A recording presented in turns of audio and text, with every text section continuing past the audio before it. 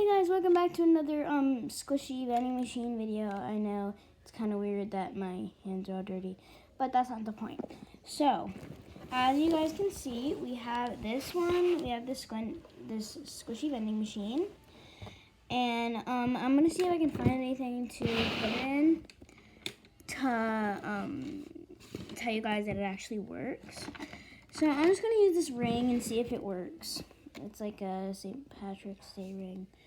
So what you do is you put it on top, like right there, and then there's a little slit where you pull it. Oh, fell down. This is kind of hard to do with one hand because this is a two-hand. This needs two hands. So I'm gonna put it up against something. I'm gonna show you guys. That's what it looks like. So yeah. So I'm gonna try and set it up against this. So that's what it looks like. So you put it right there, and then you pull that tab. It's supposed to work. Okay. Then it comes out the little prize thing.